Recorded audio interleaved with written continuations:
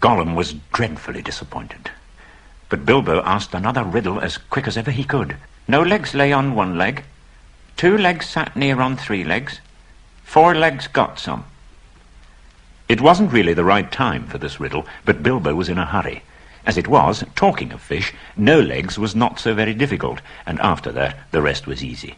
Fish on a little table, man at table sitting on a stool, the cat has the bones. That, of course, is the answer, and Gollum soon got it. Then he thought the time had come to ask something hard and horrible. This is what he said.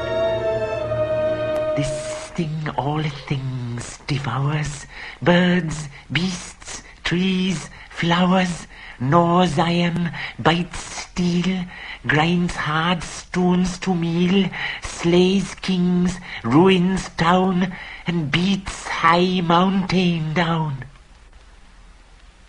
Poor Bilbo sat in the dark thinking of all the horrible names of all the giants and ogres he had ever heard told of in tales, but not one of them had done all these things.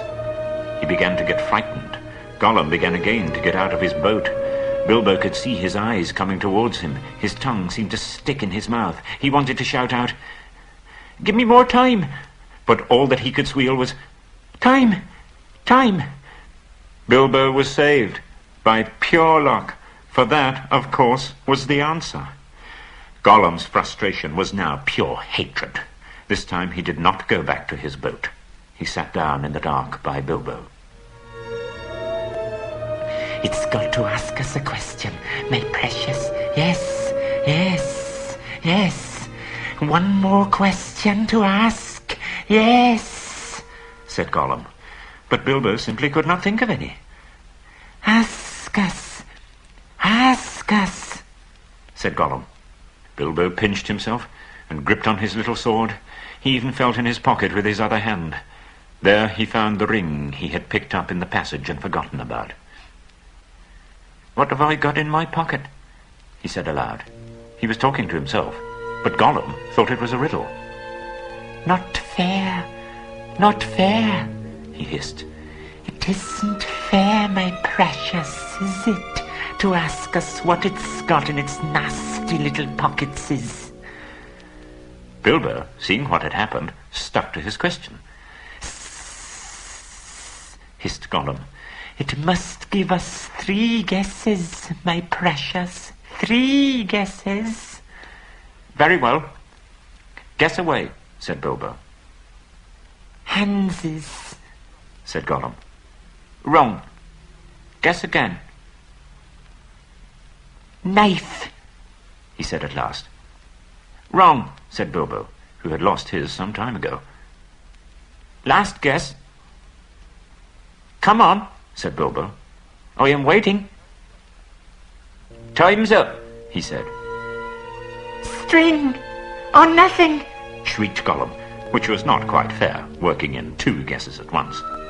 Both wrong, cried Bilbo, very much relieved, and he jumped at once to his feet, put his back to the nearest wall, and held out his little sword. He felt he could not trust this slimy thing to keep any promise. At last Bilbo could wait no longer. Well, he said, what about your promise? I want to go. You must show me the way. Did we say so, precious? Show the nasty little Baggins the way out? Yes, yes. But what has it got in its pockets, eh? Never you mind, said Bilbo. A promise is a promise. Across it is, impatient, precious, hissed Gollum. But it must wait, yes, it must. We can't go up the tunnels so hasty. We must go and get some things first, yes, things to help us. Well, hurry up, said Bilbo, relieved to think of Gollum going away. Not far away was his island, of which Bilbo knew nothing. And there in his hiding place he kept a few wretched ornaments, and one very beautiful thing, very beautiful, very wonderful. He had a ring, a golden ring, a precious ring. My birthday present, he whispered to himself as he had often done in the endless dark days. That's what we want now, yes, we want it. He wanted it because it was a ring of power. and if you slipped that ring on your finger, you were invisible. Only in the full sunlight could you be seen, and then only by your shadow, and that would be shaky and faint. Quite safe, yes, he whispered to himself. It won't see us, will it, my precious? No, and then its nasty little sword will be quite useless. Yes, quite. That was what was in his wicked little mind, as he slipped suddenly from Bilbo's side and flapped back to his boat and went off into the dark. Still Bilbo waited, for he had no idea how to find his way out alone. Suddenly he heard a terrible scream. It sent a shiver right down his spine. Where is it? Where is it? Bilbo heard him crying. Lost it is, my precious, lost, lost. Curse us and crush us. My precious is lost. What's the matter? Bilbo called. It mustn't ask us, shrieked Gollum. Not its business. No, Gollum. It's lost. Gollum. Gollum. Gollum. Well, so am I, cried Bilbo. And I want to get unlost, and I won the game, and you promised. So let me out, and then go on with your looking. No, not yet, precious, Gollum answered. We must search for it. It's lost. Gollum. But you never guessed my last question, and you promised, said Bilbo. Never guessed, said Gollum. Then suddenly out of the gloom came a sharp hiss. What has it got in its pocket, sis? Tell us that. It must tell first. Answers were to be guessed, not given, said Bilbo. But it wasn't a fair question, said Gollum. Not a riddle, precious. No. Oh, well, if it's a matter of ordinary questions, Bilbo replied, then I asked one first. What have you lost? Tell me that. What has it got in its pocket, sis?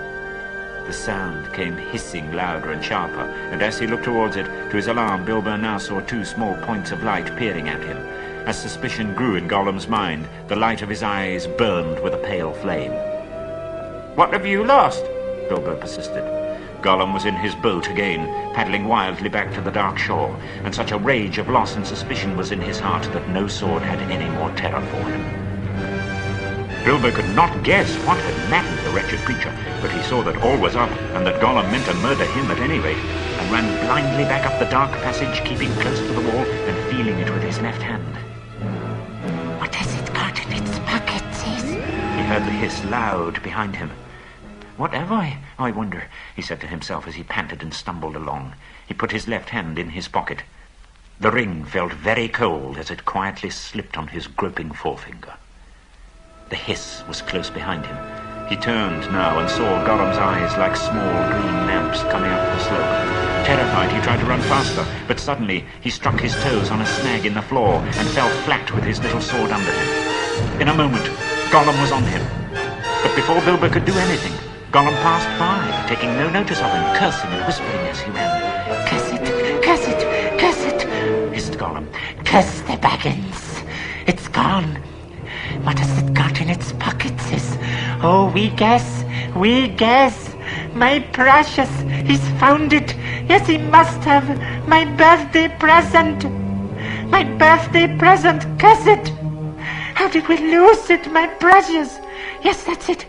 When we came this way last. That's it. It's gone. Gollum.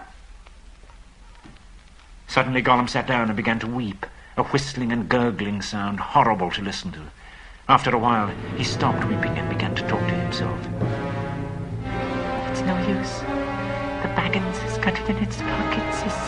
The nasty noser has found it, he says. He guesses, precious, only guesses. We can't know till we find the nasty creature and squeezes it. But it doesn't know what the present can do, does it? It'll just keep it in its pockets, sis. It doesn't know, and it can't go far. It's lost itself, the nasty, nosy thing. It doesn't know the way out. It knows a way in. It must know a way out. Yes, it's off to the back door. To the back door. it. The goblins will catch it then. It can't get out that way, precious. Gollum! Goblins is...